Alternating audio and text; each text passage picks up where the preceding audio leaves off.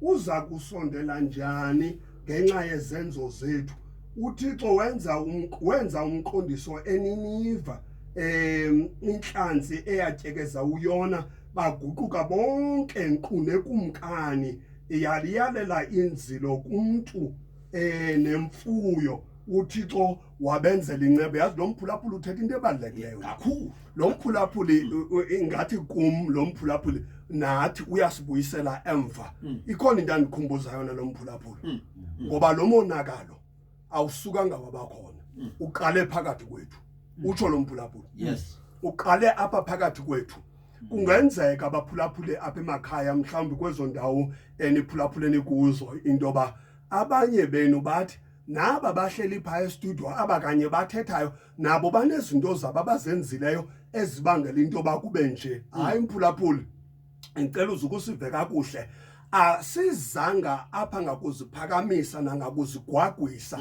Size apha ngenxa yento yoba eyona nto ibala into yoba sithi sibuyele ezwini kaThixo siphathe le program ethi ngokwelizwi likaThixo, kukuqaphela into yoba le nto le imoshwe kwasithi le asiyikhanyeli loo nto. Bakhona abantu abakhalayo ngenxa yethu, kukho abantu abangavi kamnandi, kukho abantu abakhanyela kwaloo Thixo ngenxa yento uba baphoxeka kwakuthi apha. Akwaba ubungazifumanela indawo, usifumanela indawo yokusixolela entliziyweni yakho, uunderstande into yoba into esiyiphetheyo yokuthi masibuyeleni kule nto. Siyaxolisa kwabo singenzanga kakuhle kubo, siyazithoba ngoba le nto kaThixo yeyabantu abahlayo. Yile nto atshoyo kwincwadi yeziKronike ukuthi bathoba abantu bam ababizwa ngegama lam. Ngoba lo monakalo ukule mpakamo ndini, ewo lo mchithaxuthwano ukule nto yokwenza ngathi asonanga sonile. iBhayibhile ithi uba nithani nasono niyazikhohlisa, nenyaniso ayikho kuni. Kodwa uba nithi nizivuma izono zenu uThixo uthembekile. Akuthiwanga thina sithembekile, hayi, kuthiwa uThixo uthembekile mphulaphuli. uThixo ulilungisa uba asixolele kuzo zonke izono zethu, atawugqiba sihlambule konke ukungalungisi. Le nto iza kwenziwa nguThixo ngenxa yokwehla kwethu. Hayi, siyaxolisa mani, siyaxolisa. Simele into yoba abanye abantu singacinga uba bafuna iThixo, kanti abantu khange bangafuni iThixo, baphazanyiswa ngaba bathi bakuThixo. injalo. Siyathetha mfundisi, Linjalo tata. Masithethe mfundisi uKobese. Siyathetha ngoba ndifuna makantsibe nje apha ndiyabuya. Besisaqhubekeka nale ndawo besifunda kaPetros. Ke nina nesisizukulwane esonyuliweyo. Qhubekeka mfundisi, kayifunda. Isibingeleli esibukumkani. Isibingeleli esibukumkani ithetha ukuthini le nto mfundisi? Le isibingeleli esibukumkani kule ndlu kaThixo. Isibingeleli esibukumkani ngesingesi ithini le nto? Awufunekanga abantu abaphulaphuli bethu sibashiye bengayi-understand le nto bayithetha ukuthini na le yesibingeleli esibukumkani. Ngoba esiXhosa sibuntsokotha esi Isibingelele esibubukumkani, isibingelele. I wonder uba esisibingelele esibubukumkani ngale ndlela kubhalwe ngayo apha iyafana nale ndlela ibhalwe ngayo esilungwini. Ayithetha ukuthi isilungu sesona sibhetere kakhulu kunesintu. Uyifunda kweyiphi indawo? Kayifunde noba kweyiphi incwadi. Sithi a royal priesthood. A royal priesthood. Abantu abanyulelwe ukuze babe bubukumkani, bangababingeleli bobukumkani. In other words, ngabantu basithetha ngababingeleli, sithetha ngabantu ababene right okanye babenelungelo ababelinikwe nguThixo ukuthi abantu xa benezono bakwazi ukungena umbingeleli okwazi ukuma ome phakathi kuThixo kunye nabantu, engcengcezela abantu ngenxa yomonakalo, ngenxa yokonakala kwabantu. We are such people. Singabo bantu banjalo ke thina. Qhubekeka. Uhlanga olungcwele. Uhlanga lungcwele.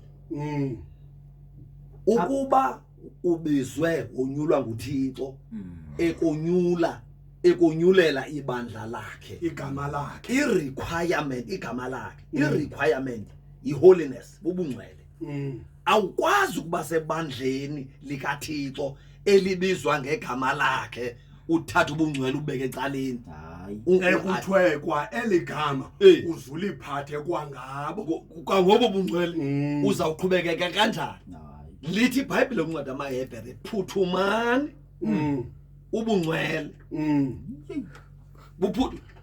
nayibona lento ndithi abazalwane awukwazi umuva ungekho ngcwele awukwazi ubelonga kweli bandla ungekho ngcwele kuyanyanzeleka kube ngcwele apha kwibandla phuthumani uxolo nabo bonke ubungcwele sushiya nentwana encinci phuthuma ngoba apha kufuneka bo i-requirement yalapha in order for you to qualify ukuze uqualify umfundisi wami isingathi biseyimkile ngokuthiwa mayophuthuma ngazo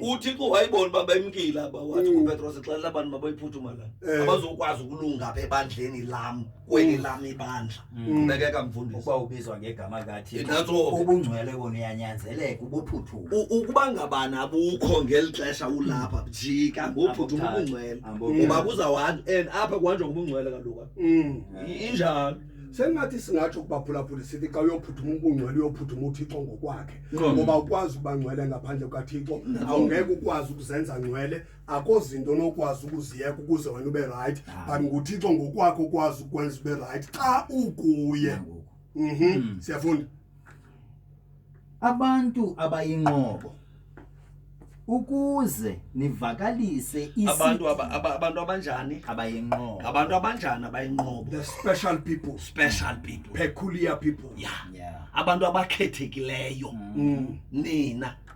mamelani befundisi yabona lento ithethwa apha nguThixo aba bantu ubanyule ngokwakhe wabenza ithenye iBhayibhile ithi usenzile sayifunda apha incwadi kaIsaya 43 uthi usenzile uThixo wasixonxela igama lakhe yithi ke ngokwebhayibhile singabantu abakhethekileyo thina singabantu ababekelwe bucala bunguThixo njengoba uPetros beseshilo injongo zikaPetros zezokuba sivakalise isidima ngoba uThixo unesidima the only people abaqualifyayo ukuvakalisa isidima sikaThixo ngaba bantu babizwa ngegama lakhe bodwa ngamanye amazwi ndiyafuna ukuthi akukho mntu unelungelo lokushumayela uYesu engamamkelanga awukwazi ukushumayela noba ungashumayela shumayela but ngenye imini usezawuma phambi koThixo xa uThixo ushumayela ntoni because xa sithetha ngesingesi sithi preaching is about Jesus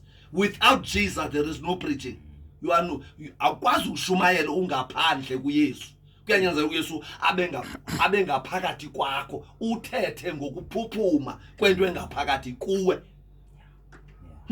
weso sithuba mandikhawuleze senthathe nje nakumphulaphuli ukwenza into basizokwazi ukuthi tsigada phaya engomeni uthi amen tata ndihleli nani enkosi ngelizwi liyandinceda kakhulu singathi uThixo angasinceda sifane naye sisuke kwimeko yokuzenzisa kuba ukukhonza kwethu uThixo koba lilize enkosi from uMasibulele ndifuna lento siyipersonalize ngoku umuntu nomuntu ajonge kuye ngoku ndifuna lento siyipersonalize umuntu nomuntu ajonge kuye ngoba uba sijonge abanye iBhayibhile ithi musukuzihlupha ngokufuna ukuyosusa isibe esweni lomzalwane wakho qala ngomqadi lo kuwe yilento ibibanga babe nisithi mase abaphulaphula mabayi understand into basonke sehle sibhansi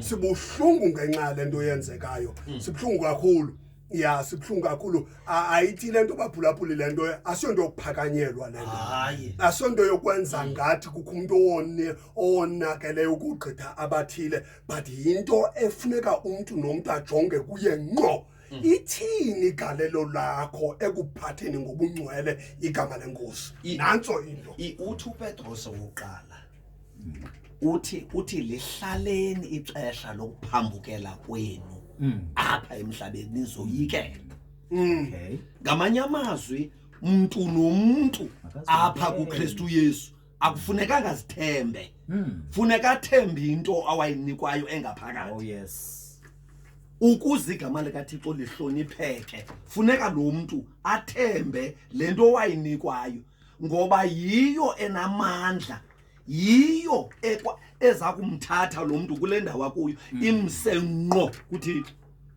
hey phulaphula ekhaya sihlele kunye nawe dibana nathi wena kule nombolo engu-0765441366 ukuze nawe ube yinxalenye yethu apha estudio sihambe kunye nawe kodwa khawuvapha mani mphulaphula mandisose ndigqibezela lo verse 9 kaPetros uthi ukuze nivakalise isidima salowo wanibizayo now ukuba niphume ebumnyameni ningene ekukhanyeni kwakhe okungummangaliso. Indifuna nje ukuyisummarize mina le verse. uThixo apha uveza uba singobani kuqala thina kuye ngoba xa isithi sisizukulwana esinyuliweyo uyasicharacterize indoba singabe liphi icala athwa sichaza indoba sisibingelelo sibukumkani uhlango lengcwele abantu abayinqobo. Now apho ndiyakhona ke ndifuna le ndawo ithi ukuze nivakalise isidima salowo wanibizayo esona sizathu soba sanyulelwe yena ukuze sivakalise yena singavalisi nezinto zakhe but sivakalise yena andanobe iyavakana le nto ithetha ukuze sivakalise masiyithethe ngokwalamagama ukuze sivakalise isidima salowo wasibizayo. Exactly. Isidima sakhe simele ukusi upholda ngamaxesha onke xa sizazi intoba singobani kuye. Ukuba sithi singaba abanyulweyo abakuthethwa ngabo simele into bisidima sakhe ngawo onke amaxesha sisiphakamisa. Isidima sakhe ngundoqo. Ngaphezulu kwezinto zonke. Uphethere sami isidima sihuqe phansi kodwa esakhe sixabise. And siyawuthi isidima segama likaThixo ukuze sivakale kubantu abangamazi uThixo sivakaliswe ngaba ababizileyo basivakalisena ngehambo. nanso uthi uPetros uthi ukuze dinibizele ukuze nivakalise isidima sami uthi uThixo ngamanye amazwi isidima sikaThixo abantu abanelungelo lokusivakalisa isidima segama likaThixo ngabantu ababizwe nguThixo. Xa ungabizwanga nguThixo stop preaching about God. Uye kungamshumayela uThixo. Abantu abanyulelwe igama lakhe mabavakalise isidima sakhe. Bangavakalisi bona uthi uPawulos ke thina asizivakalisi hayi asizivakalisi ayinanto yakwenza nathi lento ngoba kaloku uthi ndithanda lanto uPawulos ayithethayo athi uApollo nami naPawulos uthi singabasebenzisi nje bakaThixo omnye uyancencesha omnye uyahlakula ayisithi abona bankondoko ngulo untsulisayo lo ungundoqo siphethe isidima sikaThixo kodwa ndicinga into ba ngaphambi koba silonto siyandlale kancinci ukuvakalisa isidima sakhe unento okwenza nokuthi nalo ozawusivakalisa abe uziphethe kakuhle. Ibalulekile lonto. Ibalulekile lonto kuba azixabise yena amxabise uThixo ukuze avakalise isidima. Kukho abantu abangamaziyo nalo Thixo osetha ngayo. Kukho abantu abangamaziyo abantu bazuqhamlashe abamazi uThixo futhi abantu bevuqhamlashe shumayele enkonzweni abazange babonana nalo Thixo. Na ukuze lo Thixo akwazi ukubonwa ngabantu funeka abantu bathi xa bejonge lo uthetha ngoThixo isimilo sakhe sifane nko noba bamazi uThixo kwaAntiyokho zange bambone uYesu Kristu kodwa bathi xa bejonga aba bantu banyulwayo bathi yo ngamaKristu AmaKristu. lo Kristu lo kuthethwa ngaye nanku simbona kwaba bantu Yes. mfundisi Ba ukuze sivakalise isidima salowo usibizeleyo. Mandiyiphinde lento ithi apha kulento awuzingeneli uyangeniswa nguThixo kulento yakhe. Lento ndithetha ngayo yekaThixo lento sithetha ngayo apha. So mna ndingukobese akufuneka ndingene ngobugagu bam kulento ayifuneki lonto leyo funeka ndizazi into yoba kulento ndikuyo ndingenisiwe ayo yam ngoku xa sendingenisiwe ke funeka ndihambe ngokwemimiselo yalento ngokwelizwi likaThixo itsho into yethu ngokwelizwi likaThixo likaThixo nakumphulaphula masimthathe sithi yena uThixo anisikelele mfundisi elilizwi enize nalo namhlanje yangichukumisa kakhulu ngokholo uThixo undonakele okhoyo uza kulungisa amen hayi uThixo makawulungise kodwa nathi baphulaphuli apha emakhaya sinendima yethu kufuneka siyidlalile ukuze kulungiseke undonakele okhoyo ndifuna nje sithi nje tsikancinci engomeni ukwenza into basizokwazi ukuzilungiselela ukuququmbela le ndawo sihlangene ngayo.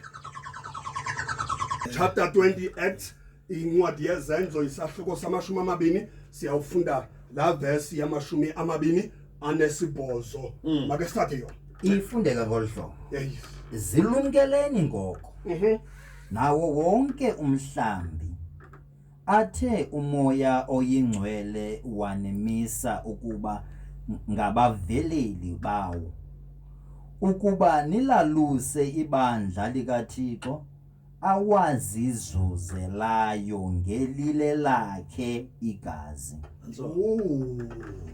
zenze njani ngoko zilumkeleni uhlumkiso oqala apha kuthethwa nenkokheli ke ngoku apha kuthethwa nenkokheli uPawulos ngoku uyabashiya ngobadala base-Efeso uyaphuma ngoku-Efeso uphuma ngomnyango ngoku unyule abadala basinongena kapho ngayenye into leyo ngoba ke abadala ngabefundisi umdala ebandleni ngumfundisi i-overseer umdala uthi uPawulos phambi koba nilumkele umhlambi zilumkeleni nina uqala ya ningenzi nje emhlambeni nifika umhlambeni uvuyavuye nicinga bafabane nani right no qalani inkuni nizilumkele umuntu aqonde uqala okokuba mna ndi right ina okanye ndingenile na okanye ndilapha na kweli gama phambi koba athethe nomhlambi ngoba ithi le verse sesuka la nexesha ngo ithi le verse animise kuwo uThixo umhlambi ukuze niwaluse le verse ithi animise kuwo umoya oyingcwele apha ekungenisweni kwethu ekwaluseni ibandla singeniswe ngumoya oyingcwele asizingenisanga futhi afuneka ubekho umuntu ozingenisayo ngenkani ngoba kuza kolusa umhlamba apha funeka uqala ulumkele wena uzolumkela umhlaba pha xa sifunda pha ngasemazantsi yithi kuzawuvela ingcuka ziwutye lo mhlaba ziqwenge now you funeka wena mntu umiswe ngumoya ongcwele emhlambini uzilumkele wena uqala kunye nomhlambi lo uThixo akumisela uba mawoluse uze bhasope ngamanye amazwi manditsho yo ikhona into apha endiyivayo zilumkeleni sengathi khawulumkele nalendlela uthetha ngayo emhlambini nalendlela wenza ngayo nalendlela wenza ngayo emhlambini uwenza ntoni umhlambi kaThixo ngoba nalento okunqoma kwalapha kulomhlaba madoda hayi ke yeke le zilumkeleni khawuphanda kanti ndiyifundele no zilumkeleni ngoko nawo wonke umhlambi phambi koba niqale ngokulumkela umhlambi maqala napha kuni silumkele ngoko singadibani nawo sokuxhela kwalapha emhlambini zilumkele bafundi sifundiso zakho kulomhlambi kaThixo ngokaThixo ufuna ilizwi likaThixo Ngqo. umhlambi kaThixo Yes. uhlonitshwe umhlambi kaThixo Uwoluse ngendlela kaThixo. Indlela yokolusa umhlambi ulumkele ulapha ugade lo mhlambi Ubekelwe umalusi lo. into yiyo Hey. hey uyacheleza. nankuya ngokubheka phambili ngoku ufuna ngokuba aba bantu aba mabenze ukuthanda kwakho kodwa ungumalusi into oyiyo uthunyiwe umalusi kanti imqeshileyo uba makalusi igusha zami hey Akanothanda ndiyathi cha. ngoku nakwe kuyaqhuma phaa ethafeni Uyakucela. xa ndifikayo phaa hoji isibindi Yeah. yesimangandini ngoku abani lo mhlambi Into yesi- silumkeleni nina nomhlambi uThixo athe wanemisa kuwo silumkeleni Hey. igadi indlela owenza ngayo emhlambini kaThixo respect and honor and love lo mhlambi ngoba ngokaThixo umnikazi wawubukele wenze nje usekwimina sezawubuza uThixo athi mhlawumbe abantu wawuqhaqa besenza lento zibe ezinye igusha Ngoba nazo zishiye zindonga ezingcolehekile pha. ezinye wazitya wena Ezinye uzichebe uboya wabuthengisa umhlamba umnikazi womhlamba kayazi uzichebile pha wena endle igusha. igusha zikaThixo Ngo uzichebile pha. enye wayishiya ikhala pha ngenxa into yoba zange kusapote kulaa nto wawuyifuna Undo yese. wayiyeka apho ilime zilumkeleni ngoko kakaphinda ufunde hayi siyagqibelisa mphulaphuli sesawuphuma phekasheke nje nemizuzu engamashumi enishumi lesithathu ukuze siphume siyishiye lamazomoya yes manje bakhumbuza abaphulaphuli sifunda izenzo 20 chapter 28 Chapter 20. Chapter 20 verse 28 yes zilumkeleni ngoko nawo wonke umhlambi Nothi umhlambi nje wonke. wonke Ngamanye umhlaba amazwi kungabikho nenye igusha engene engxakini ukhona ungumalusi umnikazi wayo engayazi loo nto leyo.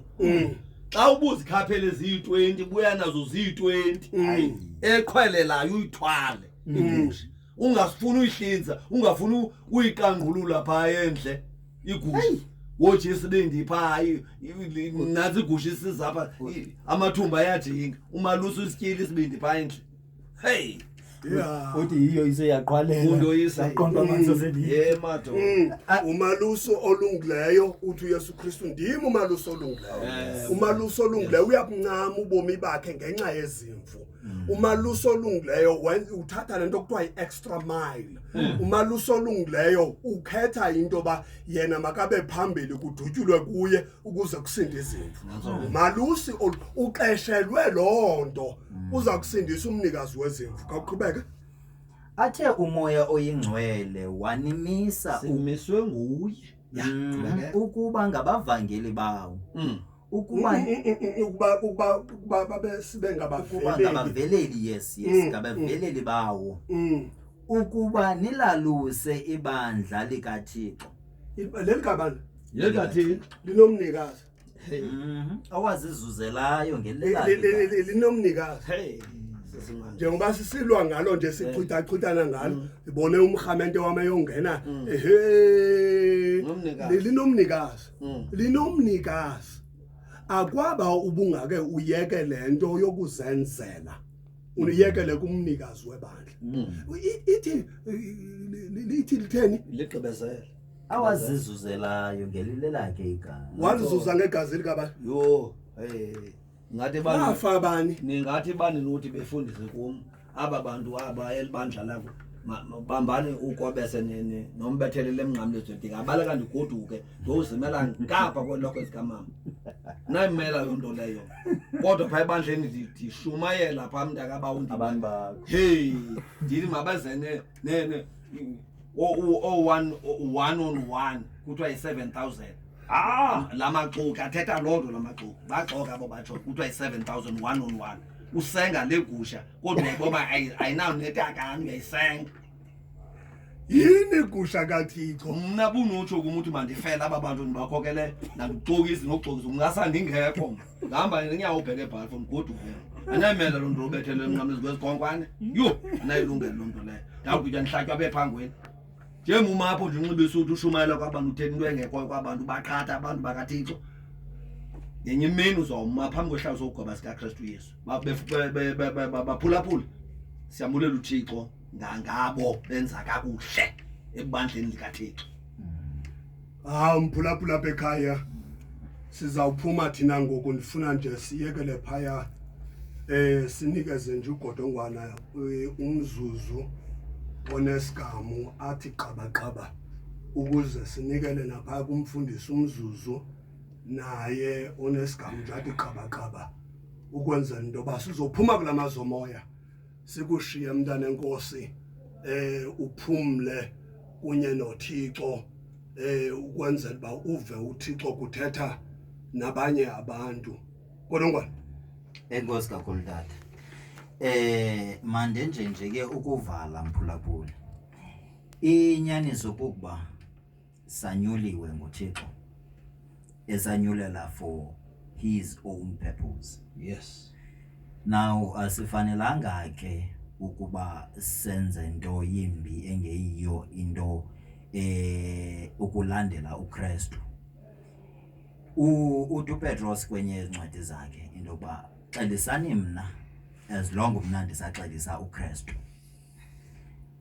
Ndiyayazi ke into yokuba sizizimvu zobuhlanti bukaThixo. Kulula ukuthemba nantoni na eza nomuntu mhlawumbi ngesizathu sento yoba unxanelwe uThixo. Kodwa ukuba wanyuliwe nguThixo ufanele intoba ube nayo lento ethi kuwe ukwazi ukuhlela ukwazi ukwahlula, because ufanele ubona into yoba lo mntu okanye lenkokheli ikukhokhelayo ingaba ikukhokelela kulo na izwi okanye hayi. Siyabulela kakhulu mntana enkosi ke xa ubheka lo mazwi okugqibela baqalule nomoya babangaba kaThixo bonke na mfundisi umzuzu nje ubemnye nesigamu sizophuma. Mandigqibezele abaphulaphula ekhaya masithethe inyani ethi eli lilizwe likaThixo. Asizothetha ke ngendlela abantu abafuna ngayo into kaThixo. uThixo unendlela afuna basithethe ngayo baphulaphule, and ke asizokwazi ukuthetha enye into. Nyamezelani ngale ndlela sithetha ngayo, nithi nawugqiba niguquke xa kukho imfuneko yaloo nto. Umuntu abuyele kuThixo ngoba injongo zokuba sithethe ngolhlobo sifuna abantu babuyele kuThixo ngendlela kaThixo. Inkosi nisikelele baphulaphula. Siyabulela kakhulu umfundisi kasobeka nje umthandazo baphulaphula nje emakhaya ngomzuzu omnye nje mfundisi wami 1 2 3.